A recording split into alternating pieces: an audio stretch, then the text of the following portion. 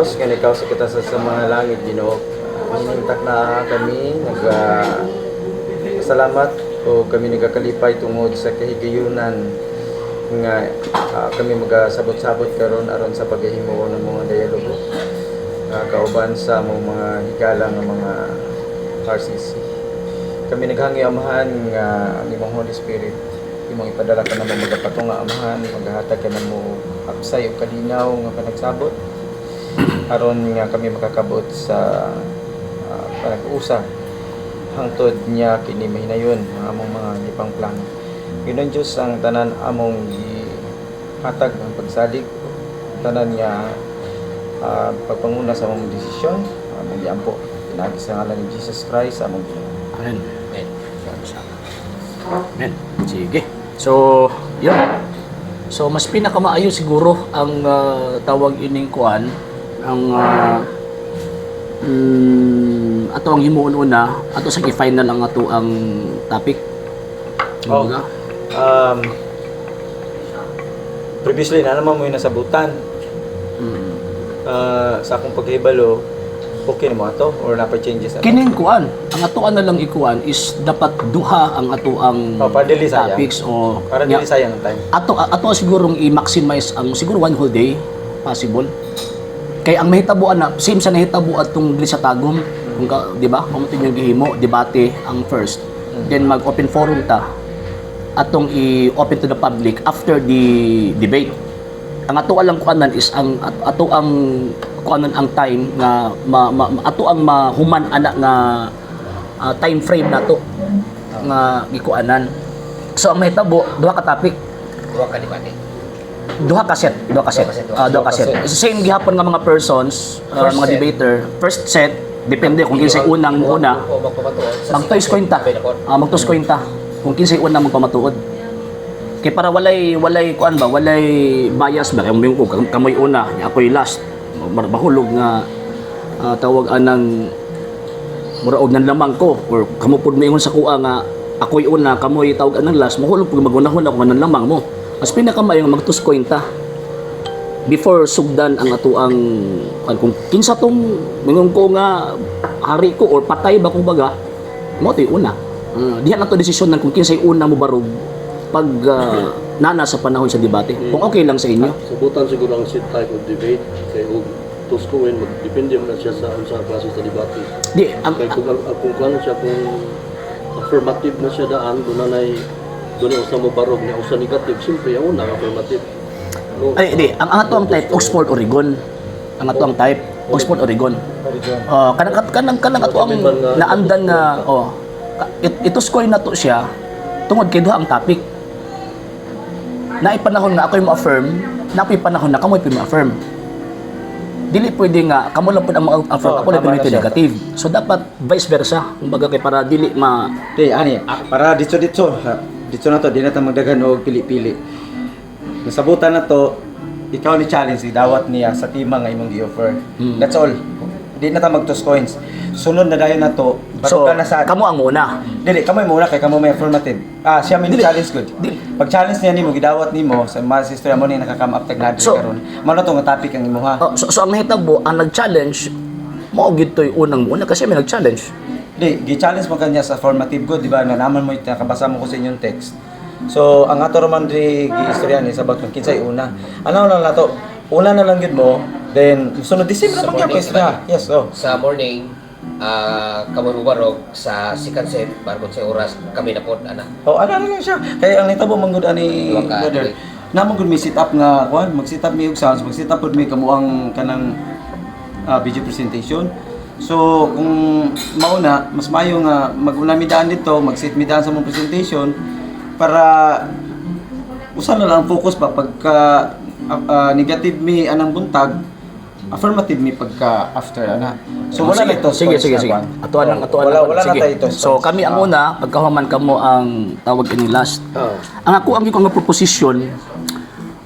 First, kami ang ma-affirm that the Roman Catholic Church is a true church founded by Christ according to the Bible and standard references. Okay sa inyo? Dili man na mao inyong gisudan lang. Katong i-challenge nako. Bota tong topic. Buabot mo gito diha. atong tawagan gid challenge mo gid mo sir, nabong ba siya duality of interpretation. Kay number one, the church, pagka man i-pray ba pa nato si Kristo. Pero kini isa raman ka interpretation nato, nagkasabot ta nga naay tinuod na Kristo nga nagtukod og simbahan. Ato lang i-resolve kung si kuan ba kini bang iglesia gitukod ba ni Kristo o dili. Ya, dili mao among pagto, brother. Sorry kayo pero ang inyong gisabutan kinina, ang among manggong belief kini dili actually dili ni para pag-hurt sa feeling sa atong mga kaigsunan.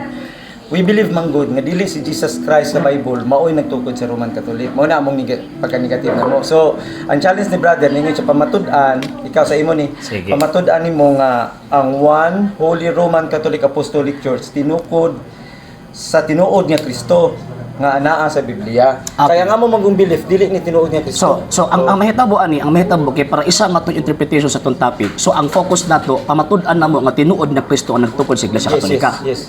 Kay basig maabot sa panahon ba nga pag-abot sa argumento nato dito na pumudagan sa kanang iglesia pagkatinukod no. So ang ato ang topic is kining Kristo nga nagtukod. Yes. Okay, sige. Okay, granted. Yes. Mao kito ibutang sir Granted. wala sa akong challenge. So ang kana lang one holy Catholic sa itong term niyo. One holy. Ang dala mo tanang sa basig sayop ta sa atong Ay. sayop ta sa atong pagka hibalo sa ilang proper name o sa ilang official name. Tama ba ni sir nga ang official name sa Roman Catholic ay One Holy Roman Catholic Apostolic No. Church? One Holy Catholic and Apostolic Church, man official name. Oh, sige atong ilisa na to.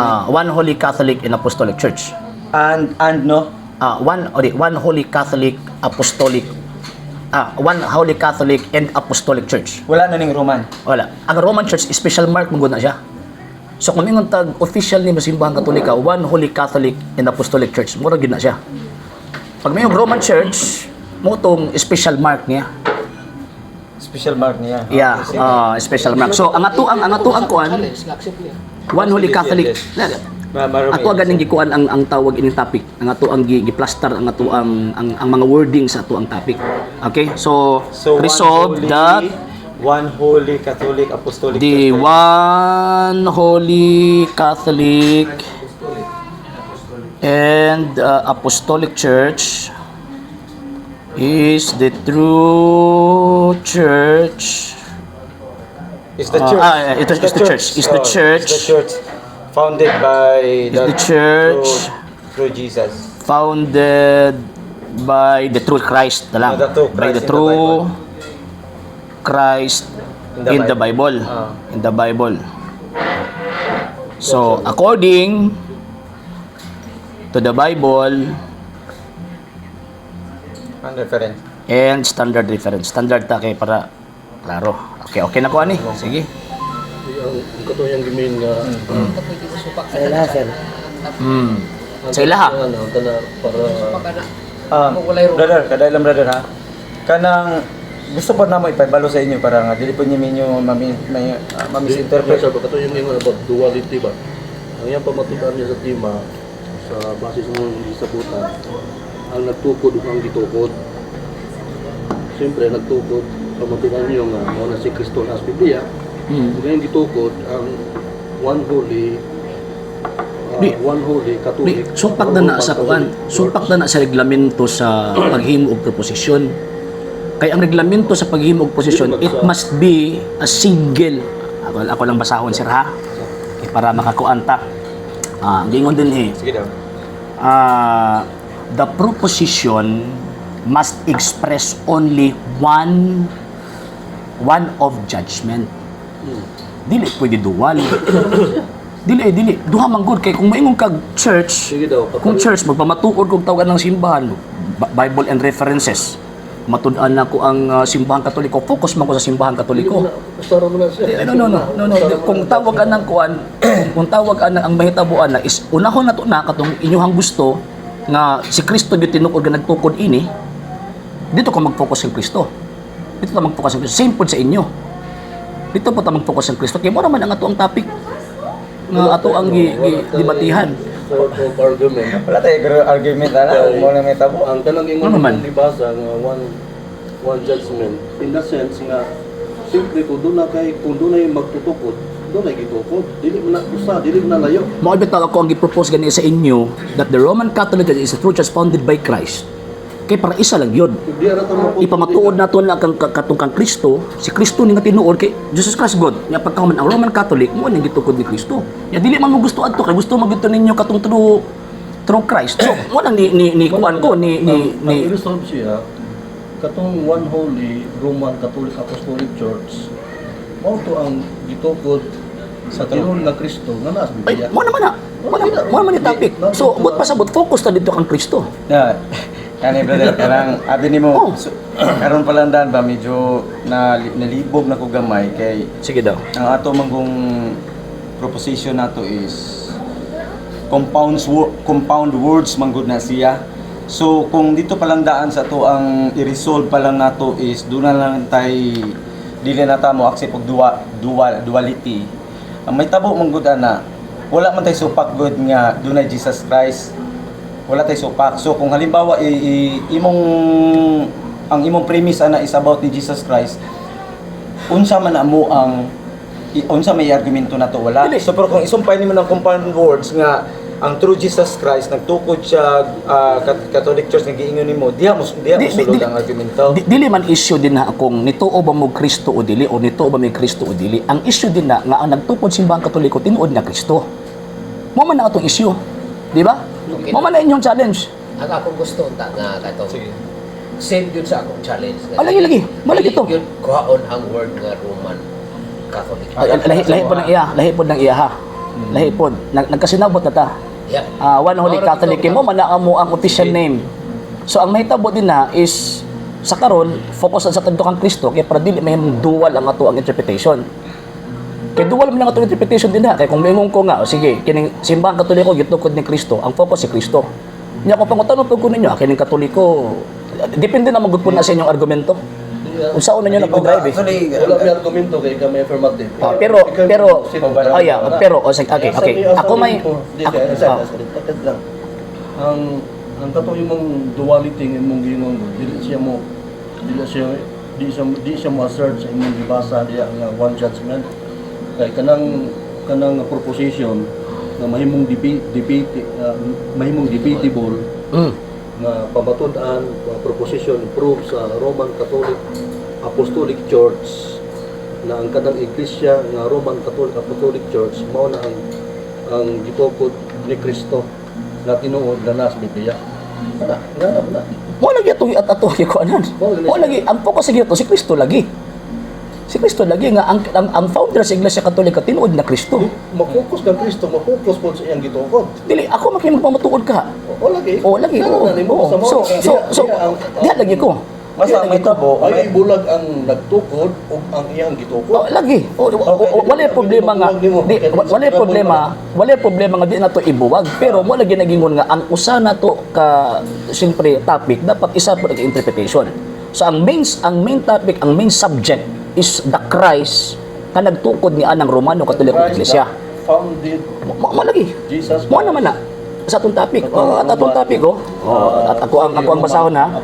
That the one Holy Catholic and Apostolic Church is the true church founded by the true Christ in the Bible. Talaga. Pag-check ang official name doon sa Karon pa ko karon pa ko kadungog nga wala din ang Roman sa inyong official name. So ako ang kadinita ko dapat na inform mo concerning ana. Gwapo po na siya nga kon bago po na siya nga development ko. Kay mo man nabutang sa mga Apostles' Creed that the official name of the Catholic Church must be one Holy Catholic and Apostolic Church. Mo man na. Pero kada siya nabutang dili na siya pangalan sa church. Name. Primero characteristics pagkahuman officially declared by the First Vatican Council 1870. So wala record na nag-declare siya as Romest. Unya na pag-abot sa debate. Relax lang. Dapat may butang. Pag-abot sa debate, isunod na. Masunod na gina. Saon niya pagpabarog iyan ang basta kay ang importante ang akong challenge nga iyang pamatudan nga ang one Holy Roman Catholic Apostolic Church. Dili lagi Tinukod ako mag affirmative. Kristo nga nasa Migo. Biblia. Ako mag affirmative. Nagkasinabot na ta based kang sir kaganina nga ang term maganiton one Holy Catholic and Apostolic kay mo na among official name sa simbahan. Kaya kanang mo yung Roman Church, mabato ganyan, nag-propose na ko sa inyo that the Roman Catholic Church is true church founded by Christ. Na may official na timalang gid na mes sa Rome. Dili ayo anak dili na mo yung pagtulunan. Dili na mo yung pagtulunan. Mas kami ang nakabalo. We will respect sa ilahang gustong i-present dito, no? Kay ang trabaho na to pagnigar man dito. Ano bro, sa side ko ni Artiseno, medyo traditionalist siya. Niya mo na sa mga reformist. Unya na ng traditionalist o reformist kay internal matters na. Ngano di mo ka butangan og Roma? Kay dili wala man ko yung mga di ko musugot butang Roma. Mo dito ganina gi-propose na ko sa inyo that the Roman Catholic Church di mo musugot. Ikaw Jay, madawat na kana nga walay Roman. Kay ikaw may nag-challenge. Ako may nag-challenge. Gusto na ko ask is kung unsa to akong challenge na imong gi-accept. Bahala kung saan mo. Dili kay pwede o butang Roman na siya. Kato balik ta sa first natong topic that the Roman Catholic Church is true church founded by Christ. Or buta to by the true Christ in the Bible according to the Bible and the standard references. Okay? So okay ka to. Sige. Ato na pong ikuan ha. Ato na pong bag-uhon na pud ang nawong. Roman That the true yan, church, Roman, that the Roman Catholic Church is the true church founded by the true Christ. Kana. By the true Christ in the Bible according to the Bible and standard references. So okay na ko ani. Okay. Kamo na pod. Naramdaman na rin. Lagi.